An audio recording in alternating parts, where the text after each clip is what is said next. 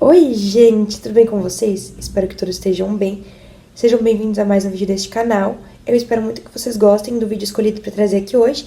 É um vídeo de pessoas notáveis, mentes brilhantes, já que é o nosso segundo vídeo da semana.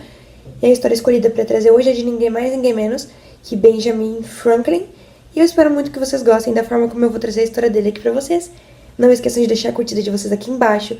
Comentem o que acharam do vídeo de hoje. Deixem sugestões de vídeo aqui embaixo, compartilhem esse vídeo com quem vocês sabem que gosta desse tipo de conteúdo e não esqueçam, por favor, de se inscrever no canal. É isso, gente. Vamos começar o vídeo de hoje.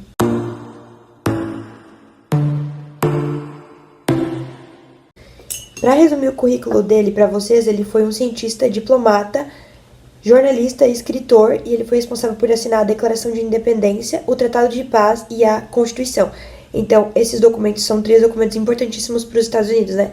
Então, ele foi uma pessoa bem importante, porque ele teve participação nesses feitos. Vamos lá, então, falar sobre a vida dele. Ele nasceu em Boston, dia 17 de janeiro de 1706. Os pais dele eram Josiah Franklin, que ele era um fabricante de velas, sabão, e ele tinha emigrado para os Estados Unidos em 1682. A sua mãe era Abia Folger. Ela era a segunda esposa de Josiah. Ele teve muitos filhos. O Benjamin é dito que ele era o 17º filho de 20 que haviam na família, né? Em 2 casamentos, 20 filhos totalizavam. Em alguns lugares se diz que ele era o 15º filho, em alguns outros vai dizer que ele é o 17º. Então fica essa divergência de informações ali, né? Ele teve que deixar a escola aos 10 anos de idade, o Benjamin, e se tornou aprendiz do seu irmão. Ele tinha uma tipografia, que é basicamente uma loja de impressões. Quando seu irmão se recusou e não quis publicar os trabalhos dele, ele adotou então o pseudônimo de Mr. Silence Dogood, e suas 14 cartas elas foram publicadas no jornal do irmão dele. Ele então vai voltar para os Estados Unidos. Em 1726 ele vai trabalhar como tipógrafo e 5 anos após isso ele vai acabar comprando um jornal. Lá ele vai escrever, no ano de 1730, o Almanaque do Pobre Ricardo, e vai lá expor as suas ideias sobre economia por meio de uma linguagem simples e direta. Ele vai estudar negócios e impressões e vai ficar hospedado na casa de John Reed no ano de 1723, quando lá ele vai acabar conhecendo e cortejando a Deborah, filha do John Reed. Ele era protegido pelo governador da Pensilvânia, então por isso ele vai para Londres, mas ele vai se sentir extremamente enganado quando nenhuma das suas cartas de apresentação do governador vão chegar no país. Então ele vai precisar procurar um emprego em lojas de impressão. Já que ele tinha conseguido um emprego, então ele poderia viver de forma mais tranquila e manter a sua paixão pela leitura. Ele vai então nesse período publicar o seu primeiro panfleto. O nome desse panfleto era A Dissertation upon Liberty and Necessity, Pleasure and Pain. Traduzindo seria uma dissertação sobre a liberdade, necessidade, prazer e dor.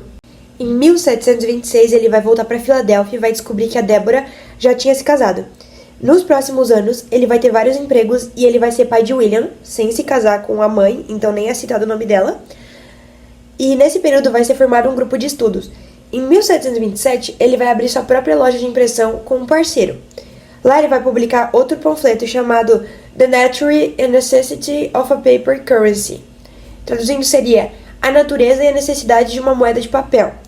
Ele vai então conseguir se casar com a Deborah no civil em 1730, após o marido da Deborah desaparecer depois de ter roubado um escravo. O primeiro filho dele vai nascer em 1732 e vai se chamar Francis. Ele vai morrer 4 anos após isso, vítima de varíola. Nesse mesmo ano, ele vai acumular vários imóveis e negócios, vai organizar a The Union Fire Company, que é basicamente uma brigada voluntária de combate ao fogo, vai fundar uma biblioteca para que pudesse compartilhar com os outros, né, a paixão dele pela leitura. Vai ser eleito grão-mestre dos maçons da Pensilvânia, escriturário da Assembleia Estadual e chefe dos Correios da Filadélfia. Em 1740, ele vai se destacar como empreendedor com a invenção do forno Franklin e vai se dedicar a pesquisas científicas. Ele vai ter uma filha chamada Sarah em 1743. Vai se tornar um soldado da milícia da Pensilvânia quando tinha 42 anos de idade.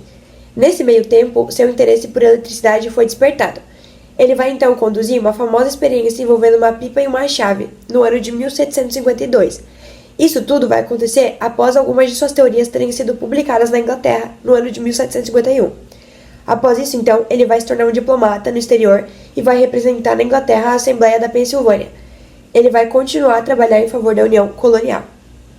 No ano de 1975, ele vai ser eleito para o segundo Congresso Continental e vai acabar sendo chefe dos Correios, como já foi citado anteriormente, que faziam serviço para as colônias, né? Então o Correio prestava serviço para as colônias. Suas rotas postais elas eram mapeadas em 1772. Já no ano de 1776, ele vai ser um dos 5 homens a escrever a Declaração da Independência. Também vai ser um dos 13 responsáveis a elaborar artigos da Confederação. Sua esposa vai acabar vindo a falecer com 44 anos de idade em 1774, 2 anos antes dele aceitar o cargo de primeiro embaixador dos Estados Unidos.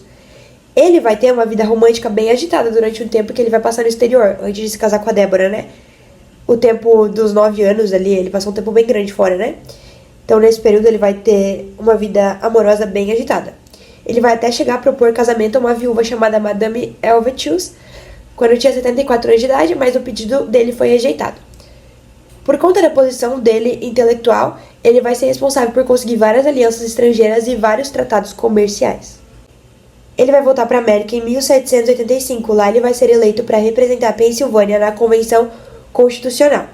Ele também vai participar da eleição de George Washington, que vai assumir o poder como primeiro presidente do país em 1789. Ele vai servir como presidente da sociedade para promover a abolição da escravatura e fazer petição sobre esse assunto para o Congresso dos Estados Unidos no ano de 1790. Ele vai fundar várias universidades, livrarias, correios, formatar a política externa dos Estados Unidos, vai fazer a Declaração da Independência, vai publicar jornais, vai ter vários avanços pioneiros na ciência, vai inventar a lente bifocal e vai vir a falecer dia 17 de abril de 1790, na Pensilvânia, na casa da sua filha Sarah.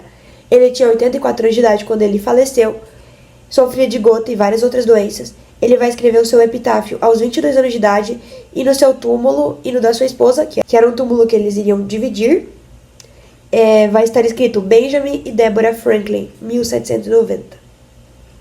Então, gente, essa foi a história escolhida para trazer aqui hoje. Espero muito que vocês tenham gostado. Ele foi uma pessoa muito importante, né? Principalmente na sua época. Por tanto de coisa que ele fez, ele teve uma grande importância, um grande papel. E por isso eu resolvi trazer a história dele aqui hoje. Embora ele tenha o mesmo sobrenome da história trazida semana passada, que a gente trouxe a história semana passada da Rosalind Franklin, eles não são parentes, tá? Pelo menos eu não achei nada que dissesse que eles eram parentes. Então é só a coincidência do sobrenome ser igual mesmo. Mas eu espero muito que vocês tenham gostado do vídeo. Não esqueçam de deixar a opinião de vocês aqui embaixo. É isso. Até o próximo. Tchau.